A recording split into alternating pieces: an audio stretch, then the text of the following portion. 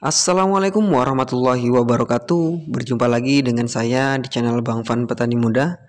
Nah, bagi teman-teman yang belum mensubscribe channel ini, silahkan klik tombol subscribe dan jangan lupa nyalakan lonceng notifikasinya agar selalu mendapatkan updatean video-video terbaru dari kami. Nah, di sini teman-teman saya lagi melakukan monitoring ya, monitoring untuk pengecekan di lahan pertanian ini tanaman jagung. Itu saya mengecek atau memonitoring tentang hama penyakit ya. Nah, di sini saya temui bahwasannya jagung ini terserang daripada ulat geraya, teman-teman. Nah, seperti itu ciri-cirinya. Jadi pupusnya itu dimakan dan dia meninggalkan banyak kotoran di pupus-pupus ataupun di ujung pada tanaman jagung ya. Nah, seperti itu. Beda seperti ulat belalang. Nah, tapi kalau dia ulat geraya itu biasanya ada ulatnya di dalam gulungan pucuk daunnya itu. Nah, kalau dia serangan belalang dia nggak akan meninggalkan kotoran di bagian pupus itu, teman-teman. Tapi kalau ulat geraya dia selalu meninggalkan kotoran ataupun dia bersarang di pupus itu. Paling banyak dia bersarang di pupus itu sehingga kita dapat menemukan ulat geraya itu dengan mudah ya. Yang biasanya dia bersarang di tanah, namun kalau di jagung itu lebih banyak dia bersarang di pupusnya. Nah, seperti itu, teman-teman. Nah, di sini saya mau memberikan suatu pencerahan ya.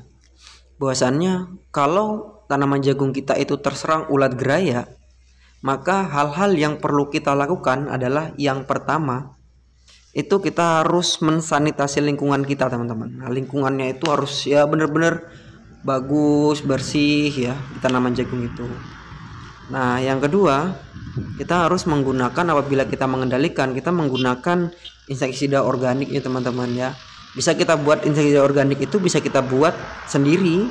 Itu seperti fermentasi dari intisari daun sirsa, daun sirih, batang serai dan tembakau, teman-teman ya. Untuk kita aplikasikan. Ya, kita utamakan yang pertama itu organik dulu lah.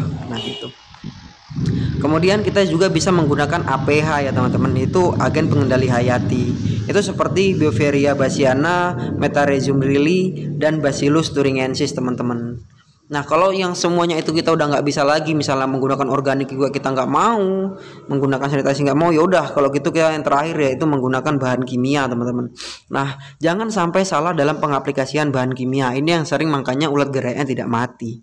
Itu karena kita salah menggunakan insektisidanya, teman-teman. Nah, saya saranin insektisidanya untuk penyemprotan atau pengendalian ulat geraya itu yang menggunakan bahan aktif emamectin benzoat ya, teman-teman. Nah, sehingga apa yang kita inginkan tepat sasaran. Nah, seperti itu. Jadi kita nggak membuang-buang kok. Dikendalikan dengan ini tidak mati, dikendalikan dengan ini tetap saja, dikendalikan pakai obat ini ya nggak ada bedanya gitu. Nah, karena kita memang tidak mengetahui bahasanya bahan aktif yang memang harus terkontak ataupun yang mematikan bagi ulat geraya itu apa gitu. Nah, di sini saya kasih tahu bahwasannya bahan aktifnya itu emamectin benzoat ya. Maka kalau pakai emamectin benzoat ulat gerayanya mati seperti ini, teman-teman. Nah, dia mati.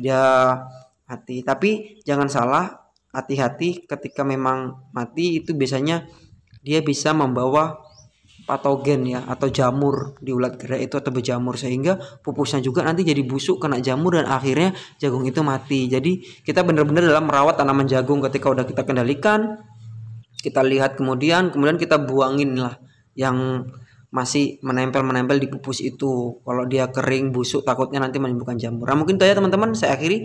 Wassalamualaikum warahmatullahi wabarakatuh.